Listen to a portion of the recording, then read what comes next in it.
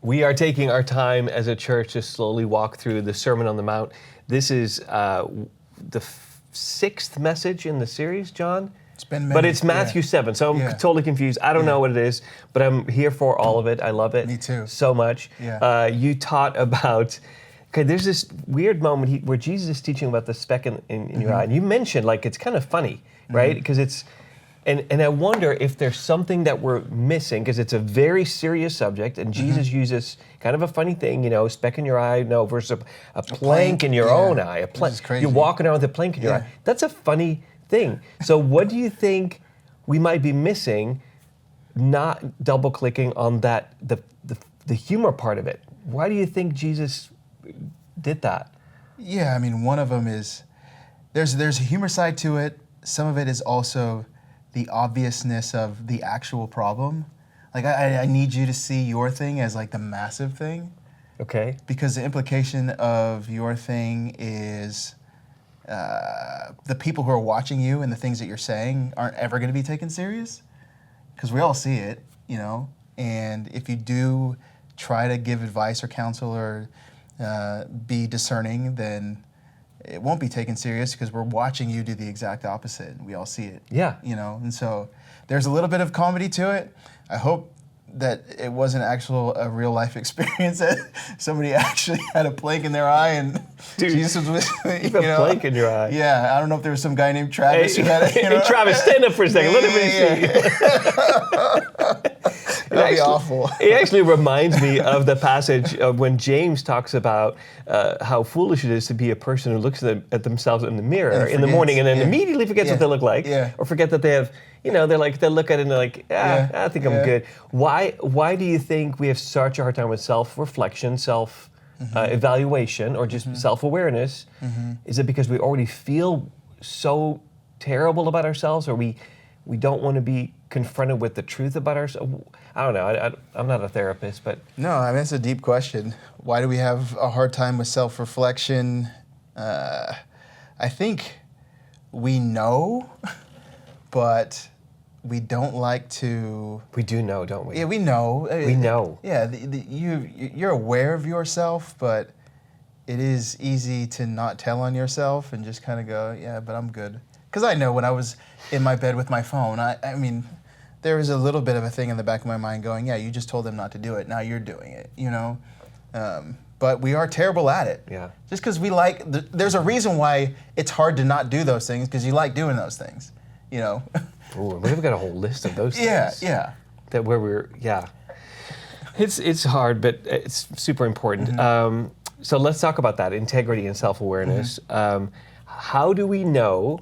How do you get to, or how do you know you're at the point where you've done the plank work well enough that you can, because there's also this real danger where I'm never gonna, who am I to say? Oh yeah, I'll never reach perfection. Right, so I will never say anything about someone harming themselves or harming their community. Yeah, I mean, some of it is just a matter of knowing that the person who's talking to you is trying to understand you and understand where you're coming from, and you can feel their genuineness when they're genuine with you, going, yeah, maybe I haven't fully figured it out, but I'm also not going to be a hypocrite and pretend like I've got it together. And so, yeah, you should see, I'm a football coach right now, and we have practice later today. And half the things I'm going to show the boys to do, I'm terrible at. I'm going to do a drill, and they're going to see old man John with his knees that are a little rickety, and his 2 snapped Achilles that don't fully work. Is that your hashtag, old man John? Yeah, old man John. And I'm going to show them the example, and they're going to know I can't do it perfectly, but there's still something that they're going to learn from me.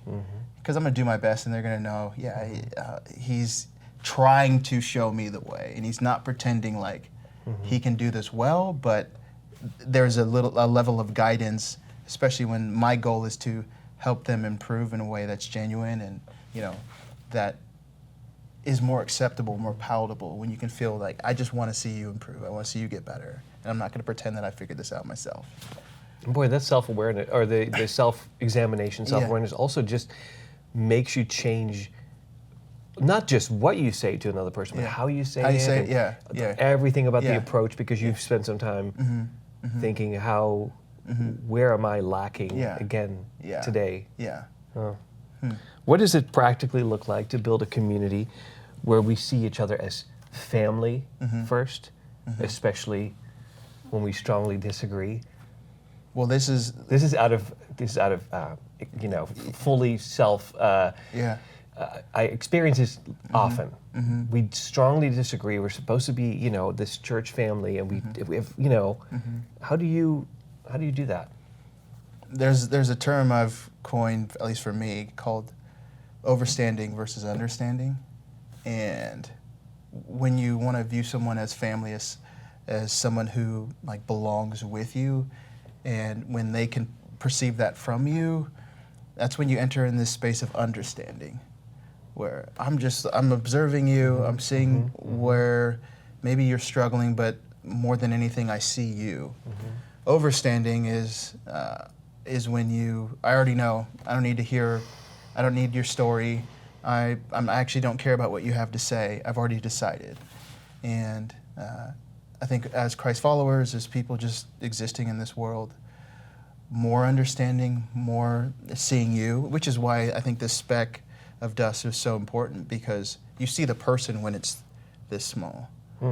And the plank in your own eye was a really important analogy, because you see the significance of, okay, I'm actually struggling with this, but what's important for me to do is see you.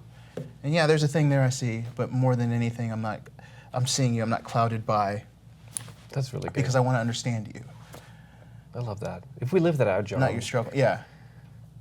Yeah, we'd it'd be amazing. A whole different church family. I love that. So let me just close something with you today that I want to challenge you on this week. So as John said, before you speak into someone else's life, pause and ask is what I'm going to do. Ask, what does love require of me first? So start doing the plank work. Can I call it plank work? We can call do it planks. The plank work, yes. Take an honest look at your own heart. Where is God inviting you to grow or to confess or to realign, and then, and only then, move toward others.